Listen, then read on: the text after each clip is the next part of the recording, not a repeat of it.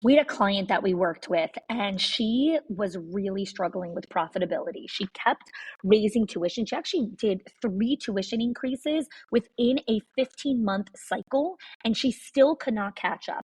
So I helped her work with our 6 money leaks in schools, and she only used 3 of the 6 money leaks and cut her expenses by 50%. 50.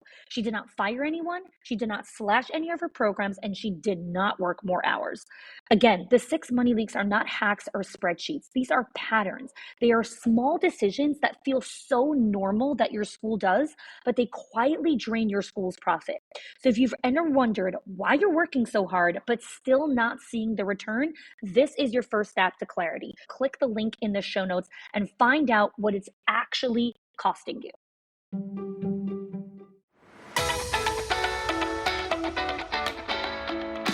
Welcome to the Schools of Excellence podcast, where we have conversations about education, leadership, and building a school of excellence. The goal on this show is to bring you clarity, up-level your mindset, and give you practical strategies and inspiration so you can show up with confidence and trust your decision-making. I'm Chani Wilshansky. I'm a mom of 4 under 10, a former New Yorker, and been in the early childhood field my entire life. And I'm so grateful that you've joined me for this conversation. We all know that great systems are what truly sustains and allows you to be able to build anything that you want to have in your life. So, what is the School of Excellence system? Well, the School of Excellence system was created as an effect of hundreds and almost thousands of conversations that I've had with school leaders from all over the world. There are so many things that you need to focus on as the school leader. For example, you need to take a break. One of your teachers need to use the bathroom. Someone is asking you for glue sticks, or you need to take care of this person who came in for licensing. You are pulled in so many different directions. And all you keep asking yourself is, hey, what am I supposed to focus on? Like, how do I even create a system for this? There's chaos everywhere. Well, luckily, I've had these conversations and I've seen the patterns of the behavior and of what the school leader really needs to focus on in order to be able to build and grow her school. So I've distilled it down to 3 specific pillars. But before we go into and dig into these 3 pillars, I want to ask you something.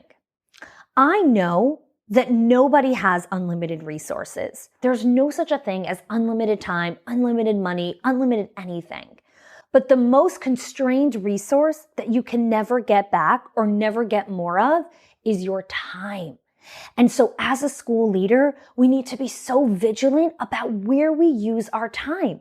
And are we truly using it on activity that will build our schools? So the most common thing that school leaders will tell me is, I need to work on my culture, Chani. I got to work on it. I got to take care of it. Or I hear the flip side. Last year, we really worked on our culture. Like, we've got this. It's solid.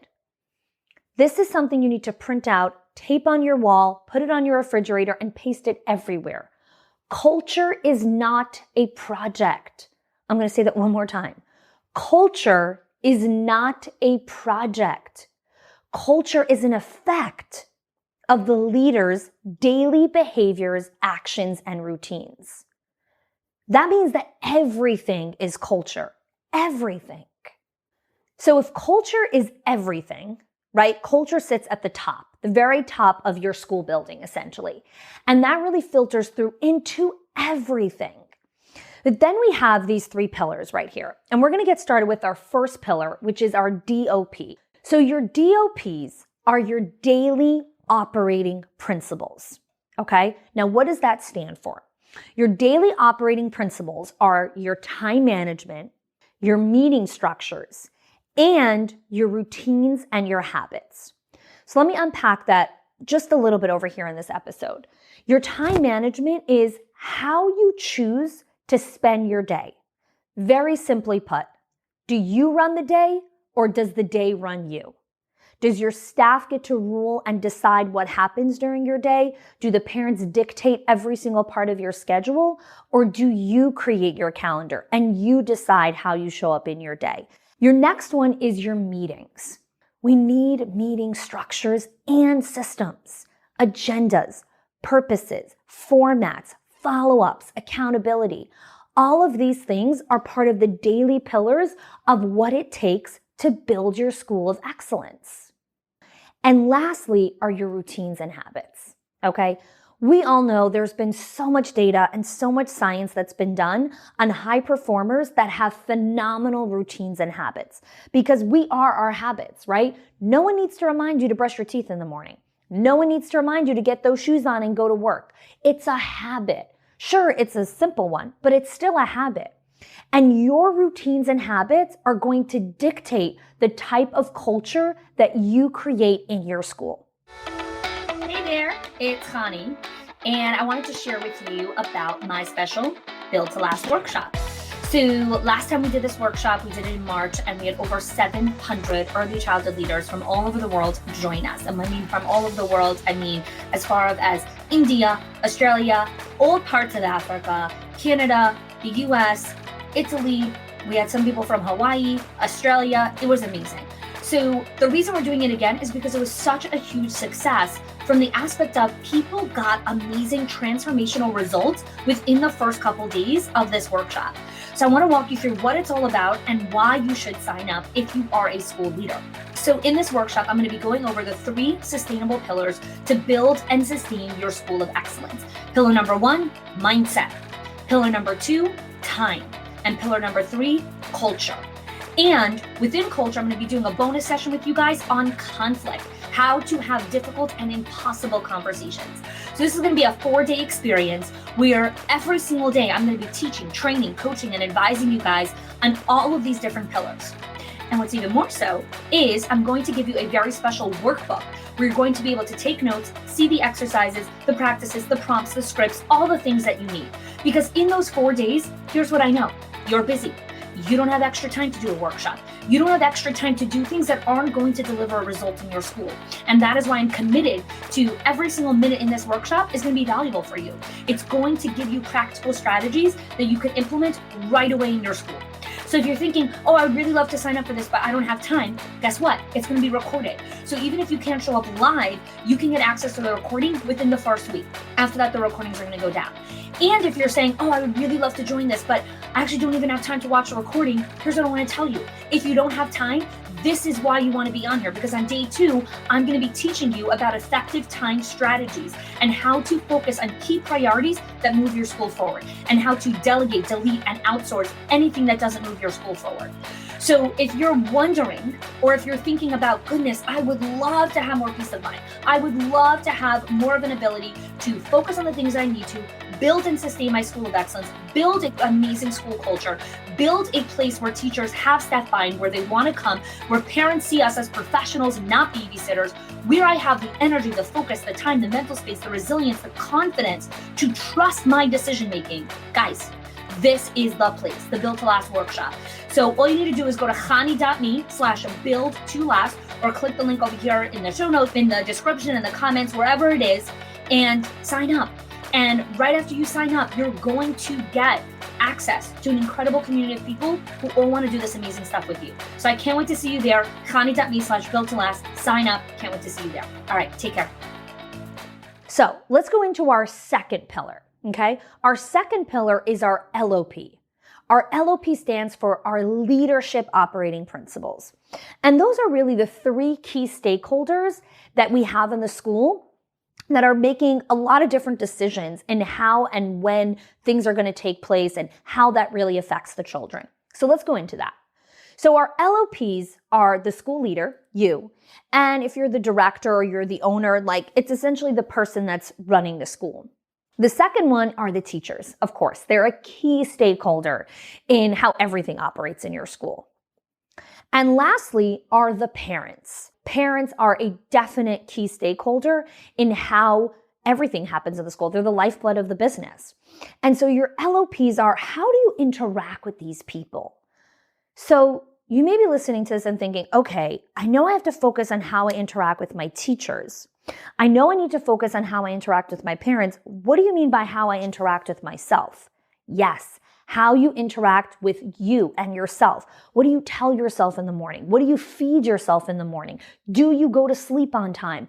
All of these things are components that help you become an amazing leader. So let's go into our final pillar, which is our SOPs. Now, most of the time when people are thinking SOPs, they're thinking like, oh, policies and procedures and biting policy and toilet training policy. And those are all super, super important.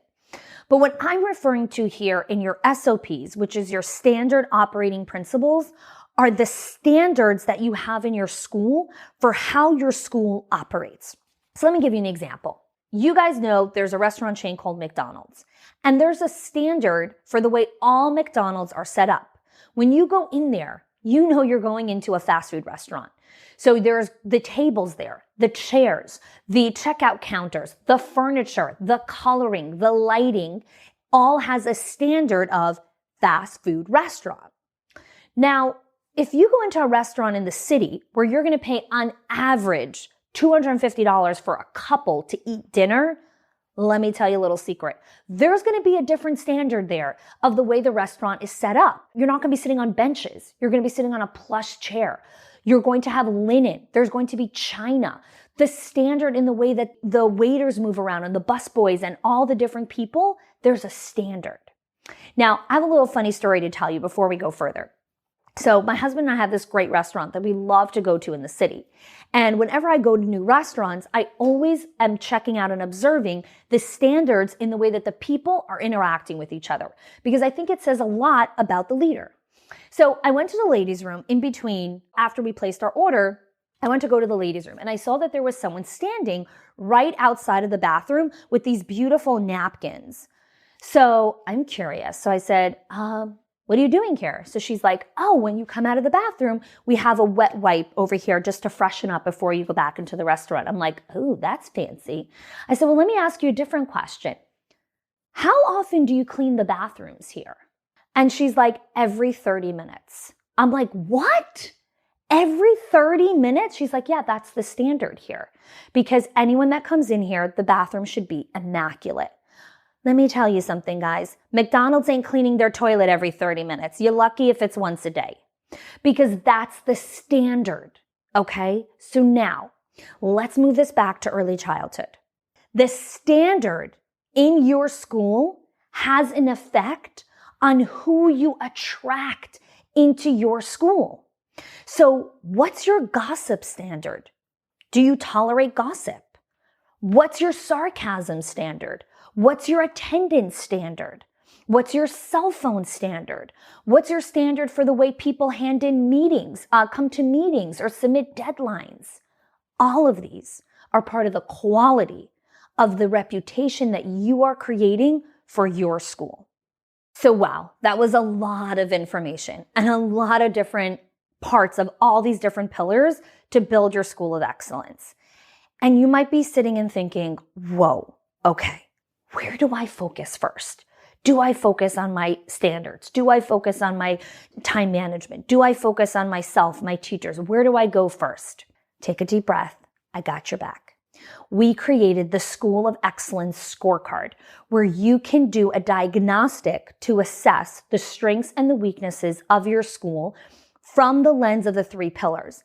And after you take the diagnostic, you'll have clarity on this is where I need to focus on and this is where I'm doing amazing. So if you want to take the scorecard, download the link below and you can take the assessment there. If you are loving the Schools of Excellence podcast and have gotten any value out of it for your school, I would love if you can do 2 things for me. 1, subscribe to the show so you never miss an episode. And 2, can you please leave us a review? Reviews help other school leaders know that this is the place to learn how to build a school of excellence. And I would be so grateful if you can do that for us. Your help and support makes this show to be able to be listened by the thousands of other school leaders all around the world. Thanks so much for listening, for giving us your time and attention each and every week, and I appreciate that you have joined us.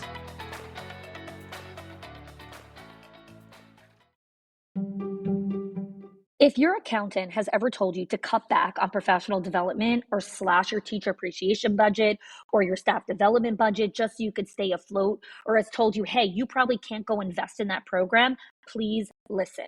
The problem is not that you're spending too much money on your people or yourself or your investment or your support system. It's that your school has invisible money leaks that are draining your profit, leaks that no spreadsheet will ever catch or accountant.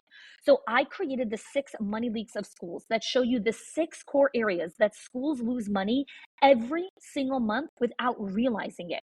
If you close even one of them, your profits will start to soar without sacrificing your team. Go get it now and stop blaming the things that are actually building your school.